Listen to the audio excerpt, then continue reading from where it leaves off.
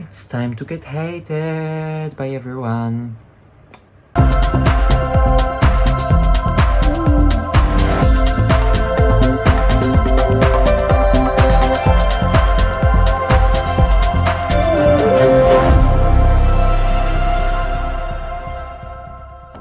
This year's Eurovision Song Contest was 2 months ago, and it's a great time to talk about the non-qualifiers of the Eurovision Song Contest 2024.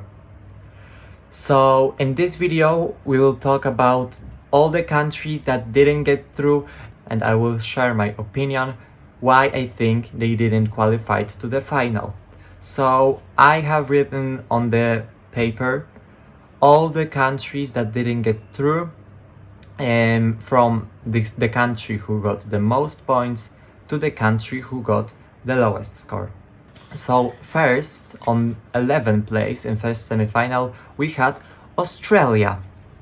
This is surprisingly high, as I love this song and I really like this song. The live performance was just a bit messy, starting with the vocals. So I thought Zakaria can sing and is a great vocalist, as I look back to, for example, 2000 whatever.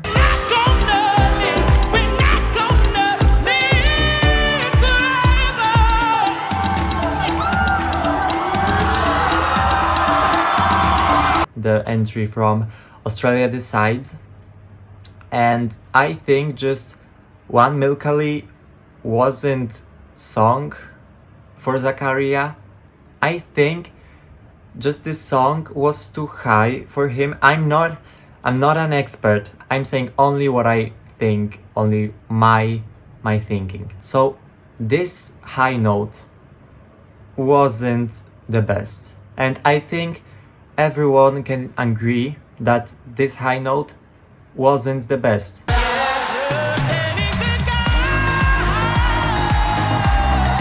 Also, the performance, not only vocally but visually, it was a bit messy and hadn't like a story.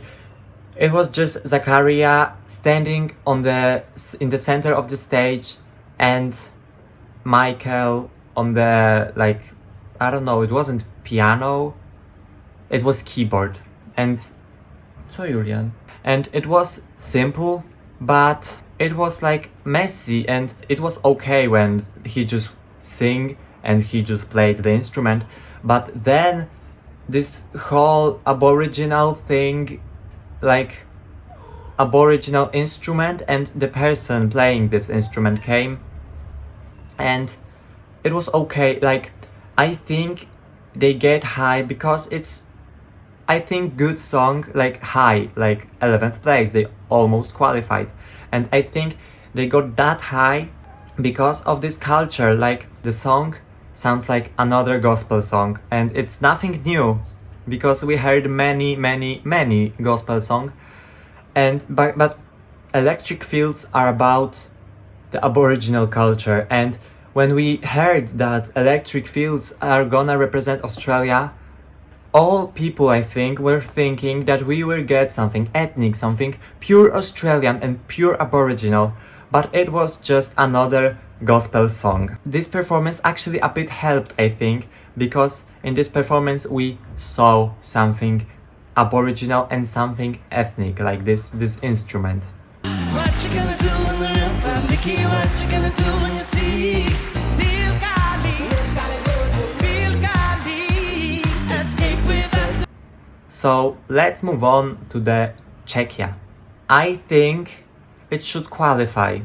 Like, almost every song that I will mention today, I think should qualify, but what can we do?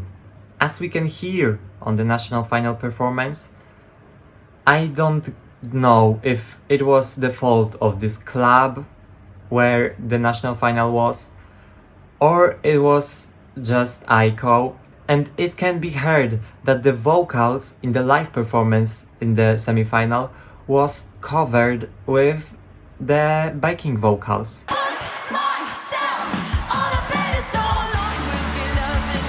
If someone isn't listening like that much, like replaying this song and try to watch it once again, someone maybe won't like find out that this is covered with the backing vocals. But I can't hear like the live voice of Aiko. I can hear only the backing vocals, the pre-recorded backing vocals. Like, I don't know why it didn't get through. It was solid performance. Vocals at first, like, listen, wasn't bad because it was covered. I think it was just another okay song. And when people can vote for songs, they can vote up to 20 times. But let's remember that if someone can vote up to 20 times, they won't vote 20 times, like for every song, like for this song, like they won't vote one vote for every song, because every song is good. No one who is not a fan of the Eurovision Song Contest, like no casual viewer won't vote for every song. If they are switching the channels in the TV and find out that there is Eurovision, oh, let's watch, and they are planning maybe to vote, they won't spend like many money because voting costs, and they won't vote for okay songs. They will search for an excellent song, and Aiko's song wasn't excellent. This song was good and was great, like, but wasn't excellent for casual viewer, and casual viewers are the most, like, the most part of the viewers.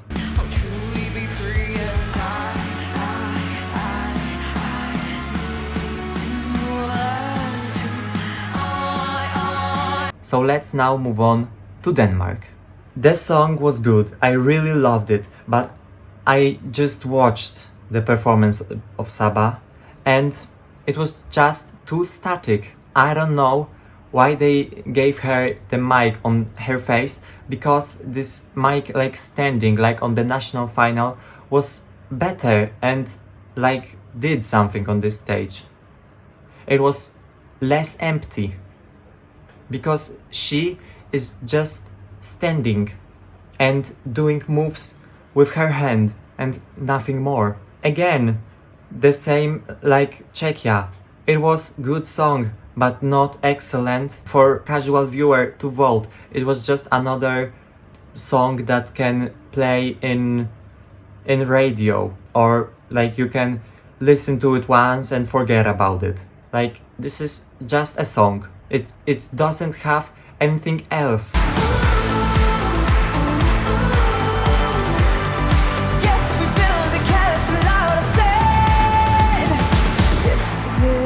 Now let's move on to Poland. Oh my god, Poland. What it was. The performance was mess. It was so messy. The performance was just too much. Too much happened. The towers, the dancers, the horse. Just too much in 3 minutes. It's not like a theater that many things can happen, because it's like long. It's only 3 minutes. And it's just too much things happening during these 3 minutes.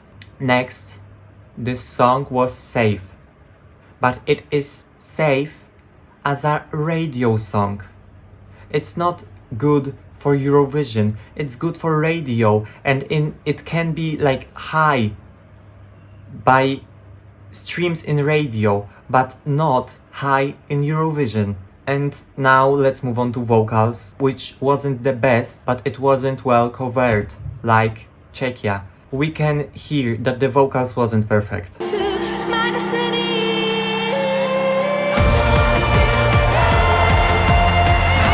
And also, there is like a big thing that no matter what Poland will send, we will get through because of the diaspora. okay, we will get through thanks to help of diaspora, but we can't send random song because we will get through no matter what. Yeah, we had like countries that will help us, like Lithuania, like United Kingdom, like Germany, where many Poles lives. If you want diaspora votes, you need to be well known abroad and to have good song or song that is streamed abroad, like Solo. I don't like this song. I hate this song, but it was streamed worldwide. And diaspora and people liked it because they hear it in radio, for example, and it was also a radio song. But it was good for radio and for Eurovision, let's say. Blanca was kinda known before the Eurovision because she released Solo months before Eurovision, and Solo was a hit even before the pre-selections, and many people know this song. Waiting for a sun to catch me. I've gotta find a way back home. Alone, alone, alone. Moldova.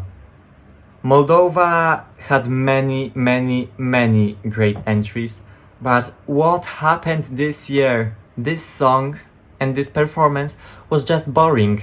I can't disagree. It was just boring, and everyone, or just many people, will agree with me. It was just boring. The performance was random. It was butterflies, trees. It will be good for Junior Eurovision, and it will be also like in bottom 5. Moldova would also be higher if they would keep the national final performance. It was kinda good. It was better than the actual performance on the semi-final because it had soul. It was about something. The dancers doing their moves. It would be like memorable, and people will remember this. It wouldn't be that strong that it would pass to the finals, but it will be some places higher. And let's get back to song, because this song is just sounds old and sounds like it was just lying in Philip Kirkorov's shelf for 20 years, and Natalia Barbu came and was like, oh, do you need this? No, I don't need this. I will keep this. I will go with this to the contest.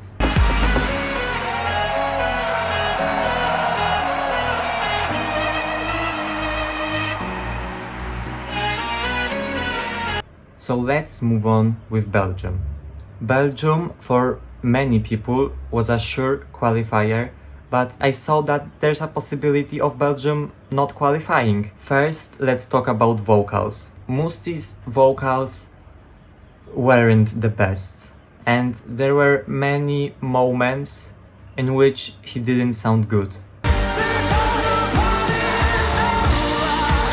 And also, I saw that during the pre-parties and during Eurovision, his performances were so emotional, and he gave many emotions, and he was so like angry.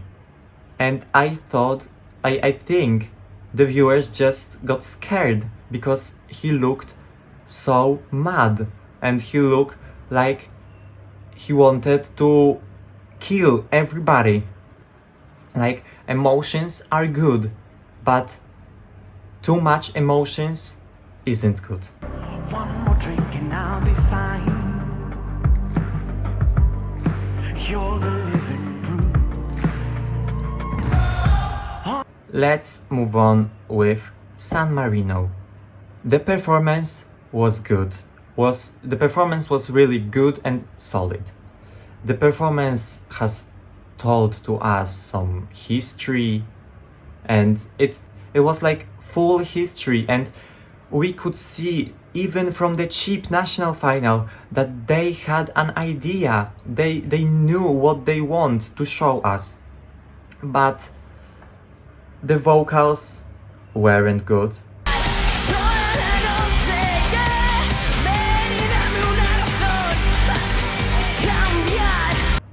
And also, this is something like San Marino syndrome, because no matter what San Marino will send, they won't pass to the final because there aren't jury in the semi-finals.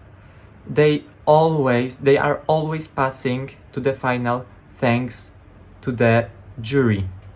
And now, where there is no jury in the semi-finals, it is harder to pass for them and for Malta, which we'll talk about later.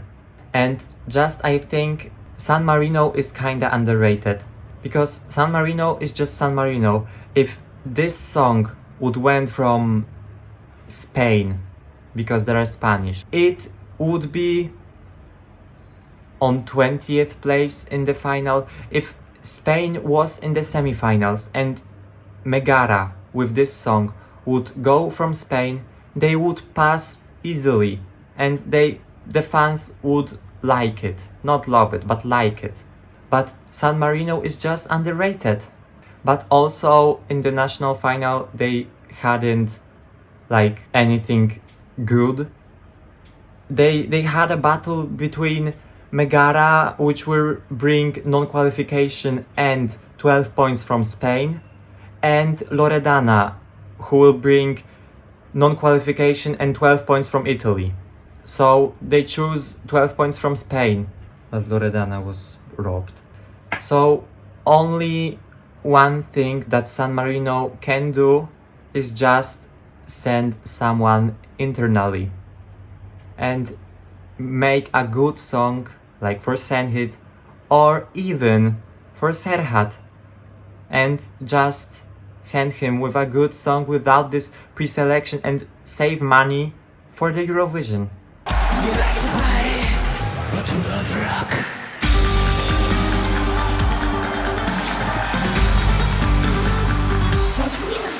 Next up is Albania. Albania started well. The FIG performance was good. The song at FIG was good.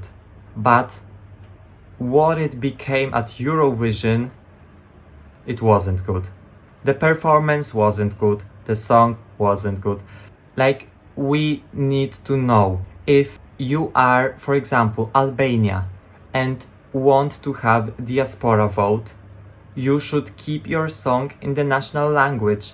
Albina and Familia Kelmendi kept their song in Albanian last year, and they came to the finals thanks to the diaspora. But I don't know why Besa didn't kept her song in Albanian, or like half Albanian, just fully English. Like, I know that she is a big name in Albania and many countries where Albanian lives, but big name isn't enough. You thought I wanna make it out here on my own. You thought you see me broken. I'm very strong, still very strong. Got a number. Next up is Malta. I'm wondering to this day, why did Malta not qualify? How it was possible? Like, I know that this is just like San Marino, it is small and has no diaspora, and just maybe because some people thought it was too generic and it was just a copy of Chanel. But we can also say that Chanel is a copy of Eleni Foureira, someone is a copy of Chanel, like Tamta is a copy of Eleni Foureira, and we can do this all day. But I think it was just too similar to Chanel, and some people just thought that she tries to copy her. But also, if this song would went from, I don't know, let's say Spain again, it would be in top 15 for sure, and everyone would hype her and wish her best. But it's just Malta. Cherry on top, half a cinnamon, making my heart skip a little bit. Like you know how to spin me, boy. So next is Azerbaijan. I kinda like this song and I kinda liked this performance, but I know that for some people it could just be boring.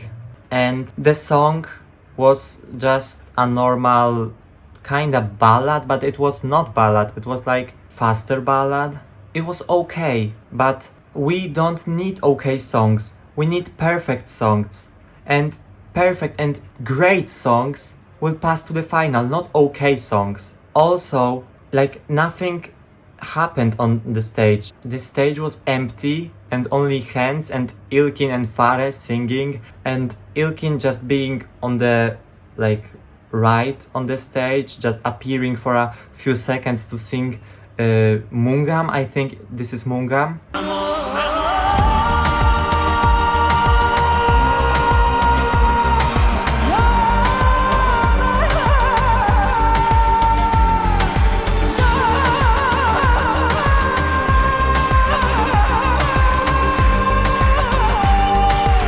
This kind of like shout, and this kind of singing can be just annoying for some people. For me it's not, but it can be annoying for some people.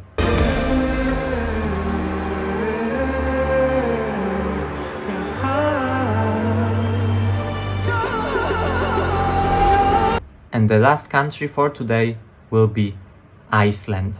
I really love this song and really love Hera, but this performance was just weak, and this song would do great in 2010 if Hera would go to the Eurovision this year with Je ne sais quoi, with the same song which she sang in 2010 at Eurovision.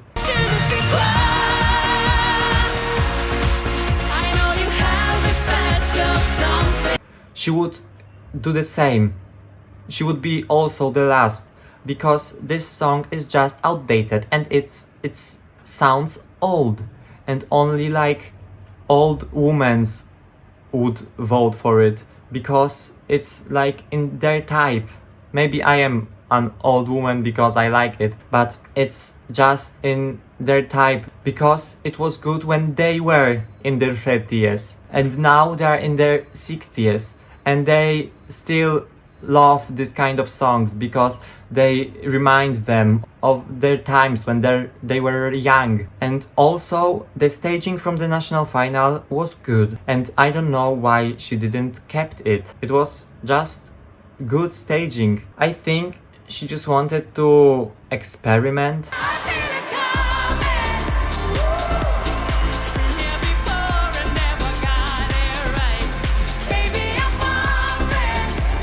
So it was all for today. Thank you so much for watching, and see you in next videos, and I hope you won't hate on me in comments. Bye.